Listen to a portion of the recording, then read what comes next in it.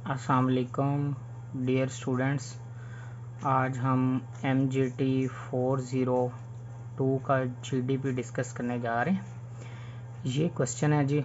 उसने क्वेश्चन में देखें जी, फर्स्ट पे कहा है जी IS2 explain that how an item of inventory should be accounted for in this record the standard requires inventory to be measured at the lower of cost or net realisable value NRV जिसे कहते हैं जी। कहता है further it also outline acceptable methods of determining cost including FIFO first in first out and weighted average cost.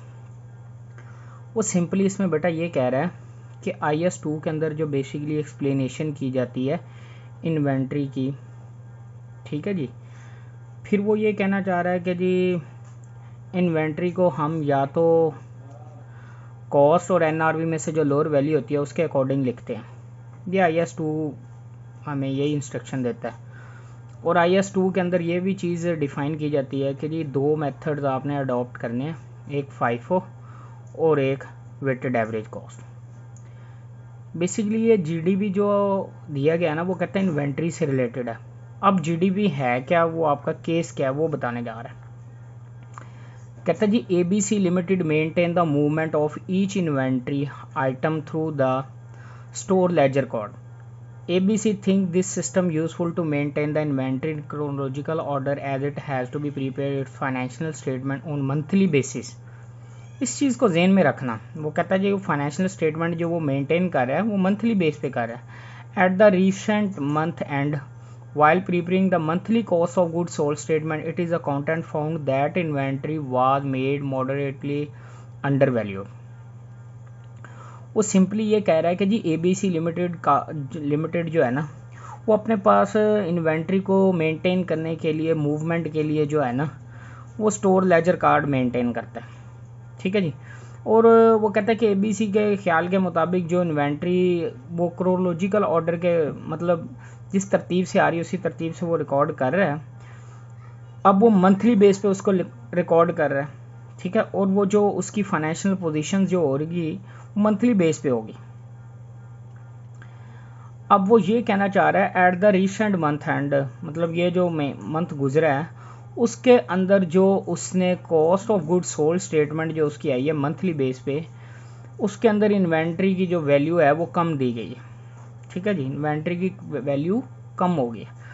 अब उसने question की requirement क्या की है। पहला क्वेश्चन कहता है कि which inventory system followed by the company considering above the case, कि आप ये बताएं कि कंपनी कौन सा इन्वेंट्री सिस्टम फॉलो कर रही है, प्रीपचुअल इन्वेंट्री सिस्टम फॉलो कर रही है या पीरियोडिक इन्वेंट्री सिस्टम फॉलो कर रहे हैं। अब देखें जी हमें कैसे पता चलेगा पीरियोडिक इन्वेंट्री सिस्टम क्या है या प्रीपचुअल इन्वेंट्री सिस्टम।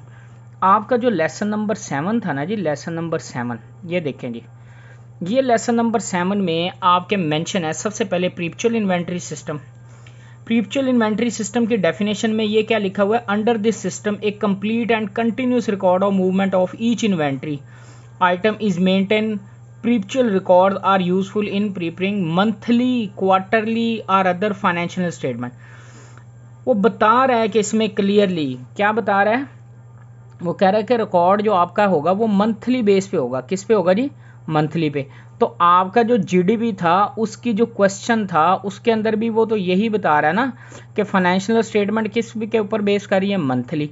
तो इसका मतलब ये जो पहला क्वेश्चन है ना विच इन्वेंट्री सिस्टम इज फॉलोड, तो आप यहाँ पे बता देंगे कौन सा इन्वेंट्री सिस्टम फॉलो कर रहे हैं जी, वो प्रीपचुअल इन्वेंट्री सिस्टम फॉलो कर रहे हैं। तो पहले क्वेश्चन का आंसर आपके पास क्या आ गया जी, प्रीपचुअल इन्वेंट्री सिस्टम। अब उसने क्वेश्चन के अंदर जो दूसरी रिक्वायरमेंट की है ना, उसने दूसरी रिक्वायरमेंट किया है कि जी आप ये बताएं how under value inventory will affect the monthly income statement. अब वो ये कहना चाह रहा है बेसिकली, वो कहता है कि आपकी जो इन्वेंट्री की वैल्यू जो कम हुई है ना, तो या आपकी किस चीज़ के ऊपर अफेक्ट करेगी, मंथली इनकम के ऊपर किस तरह अफेक्ट, जो आपकी मंथली इनकम आ रही है उसके ऊपर क्या अफेक्ट करेगी जी। इसका आंसर भी बड़ा आसान सा है, उसमें कोई मसले वाली बात कोई नहीं है। वो आप लोगों ने अगर लेसन नंबर 7 अच्छे से देखा हुआ ना बेटा और 8 अच्छे से देखा हुआ है, उसके अंदर बड़ा क्लियरली वो एक्सप्लेन कर देता है। मैं बस इसको वहाँ पे सारे को एक्सप्लेन तो नहीं कर सकता क्योंकि बहुत ज़्यादा टाइम लग जाएगा वो जस्टिफिकेशन देने के लिए।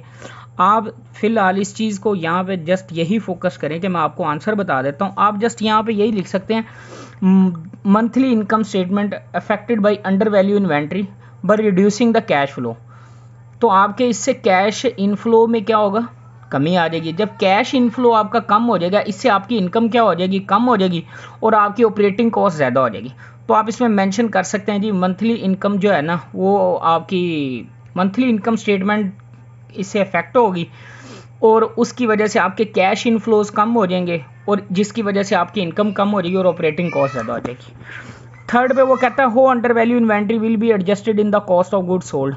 जब आपकी वैल्यू अंडर वैल्यू तो कॉस्ट ऑफ गुड सोल्ड को कैसे एडजस्ट करेंगे, तो इसमें कॉस्ट ऑफ गुड सोल्ड की जो एडजस्टमेंट होगी वो जो इसकी नेसेसरी जनरल एंट्रीज पास होती होंगी रिवैल्यूएशन की, उसको हम करेंगे, वो लॉस के थ्रू किया जाएगा। कहता है cost of good sold the adjustment should be made by passing the necessary general entries of revaluation by the loss as per the company policy. या ये कह देते हैं कि जी जो हमारा IS2 कहता है उसके अकॉर्डिंग हम करेंगे। ये चीज़ है जी, इस चीज़ को आप माइंड में रखिएगा। अगर फिर भी किसी बच्चे को समझ नहीं आ रही या किसी को फाइल्स चाहिए तो वो मेरे व्हाट्सअप नंबर पे कांटेक्ट कर सकता है जी। अच्छा जी, अगर किसी बच्चे को ये सॉल्व फिर भी नहीं हो रहा GDP, तो मेरे ये वाले नंबर पे कांटेक्ट कर सकता है व्हाट्सएप पे 03345371245। जितनी भी MGT finance, ACCA, MGMT, MKT, HRM, इन बाकी सोन CS मैथ, कोई भी असाइनमेंट, क्विज़ या GDP चाहिए वो मुझे व्हाट्सअप करके ले सकते हैं, कोई इशू नहीं है। हाँ, चैनल को लाजमी सब्सक्राइब कीजिए ताकि आप लोगों की जो सपोर्ट है उसके बिना हम कुछ भी नहीं कर सकते। तो इंशाल्लाह आप लोगों के लिए और भी जो MGT और फाइनेंस के सब्जेक्ट्स के असाइनमेंट्स या क्विज़ेस या किसी को क्लासेस लेनी हो, किसी सब्जेक्ट में इशू हो रहा है तो उसकी हम जूम पे क्लासेस भी प्रोवाइड करते हैं, वो भी ले सकते हैं।